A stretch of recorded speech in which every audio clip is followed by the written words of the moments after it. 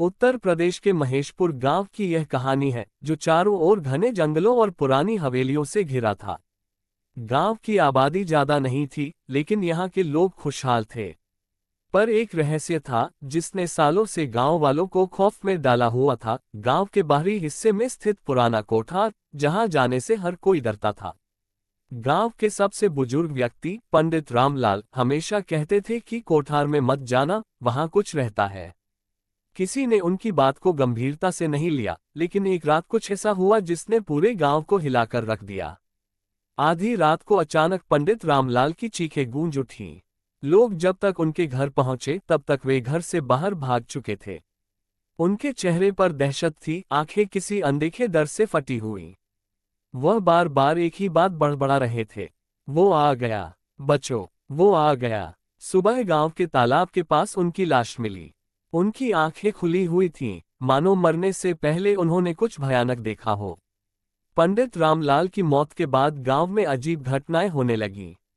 रात को दरवाजे खुद ब खुद खुलने लगे और कई लोगों ने देखा कि एक काला साया गांव की गलियों में घूम रहा था। कोई भी बाहर निकलने की हिम्मत नहीं कर रहा था। महेशपुर के बाहर जो पुराना कोठार था, उसकी कहानी बहुत पुरानी थी। कहते हैं कि यह राजा वीरभान सिंह के समय का है।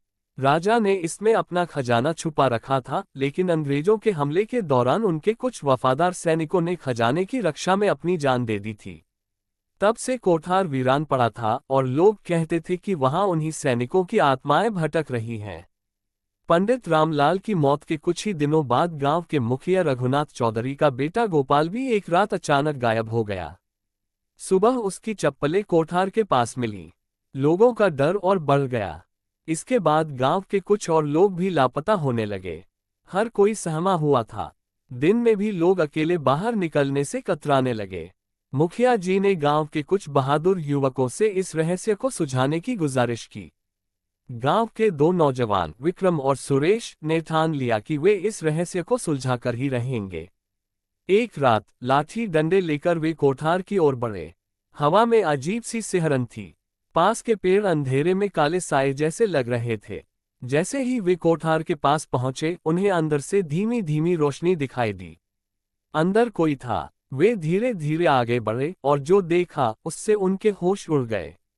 अंदर बलदेव, गांव का ही एक आदमी, फावड़ा लिए खजाने की खुदाई कर रहा था। असल में गांव वालों को डराने वाला भूत वही था। उसने नकली भूत बनकर गांव वालों को डराया ताकि कोई उधर न जाए और वह आराम से खजाने की खोज कर सके। विक्रम और सुरेश ये देखकर गुस्से में आ गए। वे बलदेव पर झपटने ही वाले थे कि तभी कुछ ऐसा हुआ जिसने सबको हिला दिया। अचानक कोठार में एक भयानक चीख गूंज उठी। पूरा माहौल ठंडा हो गया।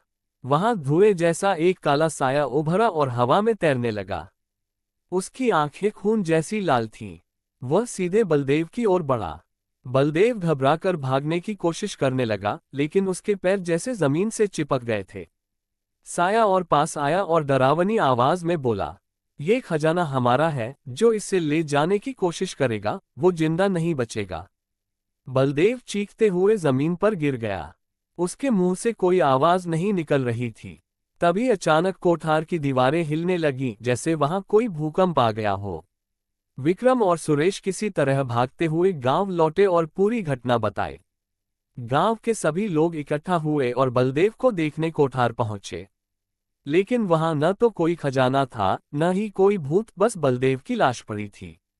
गांव के बुजुर्गों ने कहा कि राजा वीरभान के सैनिकों की आत्माएं अब भी उस खजाने की रक्षा कर रही हैं। गांव वालों ने फैसला किया कि वे अब कभी उस कोठार के पास नहीं जाएंगे। आज भी अगर कोई महेशपुर के पास जाता है तो उसे अजीब सी आवाजें सुनाई देती हैं। कुछ लोगों का कहना है कि उन्होंने वहां एक काले साए को घूमते देखा है। गांव में अब भी लोग कहते हैं, कोठार के खजाने को पाने की कोशिश मत करना, नहीं तो भूत तुम्हें चैन से जीने नहीं देगा।